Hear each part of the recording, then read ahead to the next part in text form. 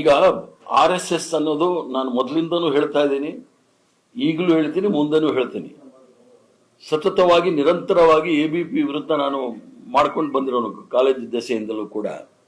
RSS ಒಂದು ನೋಂದಾಯಿತ ಸಂಸ್ಥೆ ಅಲ್ಲ, it's not a registered organisation.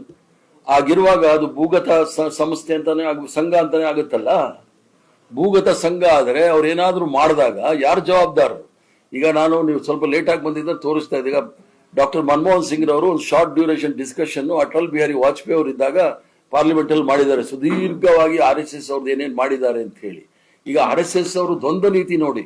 ಒಂದು ಕಡೆ RSS ಸಂವಿಧಾನ ಇದೆ ನೋಡಿ. RS ಸಂವಿಧಾನ ಏನ್ ಹೇಳುತ್ತೆ? ದ ಸಂಘ as such has no politics and it is devoted to purely cultural work. The individual Swayam Sevaks, however, may join any political party except such parties as believe in or resort to violent and secret methods to achieve their ends. Person owing allegiance to such parties or believing in such methods shall have no place in Sangha. ಇವರೆಲ್ಲ ಕಾಕಿ ಚಡ್ಡಿ ಹಾಕೊಂಡು, ಈಗ ಕಾಕಿ pant ಹಾಕೊಂಡು, ಕರಿ ಟೋಪಿ ದೊಣ್ಣೆ ಹಿಡ್ಕೊಂಡು, ಸರ್ಕಾರದಲ್ಲಿರೋ ಮಂತ್ರಿಗಳು, ಸರ್ಕಾರಿ ಪೊಸಿಷನ್ ಅಲ್ಲಿ ತಗೊಂಡು ಪ್ರಧಾನಮಂತ್ರಿಯಿಂದ ಹಿಡಿದು ಲೀಡರ್ ಆಫ್ ಅಪೋಸಿಷನ್ ಅಶೋಕ್ರವರೆಗೂ ಕೂಡ ಹಾಕಕ್ಕೆ ಇವ್ರ ಸಂವಿಧಾನ ಒಪ್ಪೋದಿಲ್ಲ.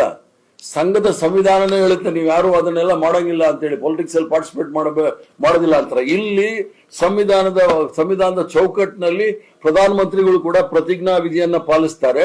ಇಲ್ಲಿ ಅಶೋಕ ಕೂಡ ಪ್ರತಿಜ್ಞಾ ವಿಧಿ ಪಾಲಿಸ್ತಾರೆ ಲೀಡರ್ ಆಫ್ ಅಪೋಸಿಷನ್ ಆಗ್ಲಿಕ್ಕೆ.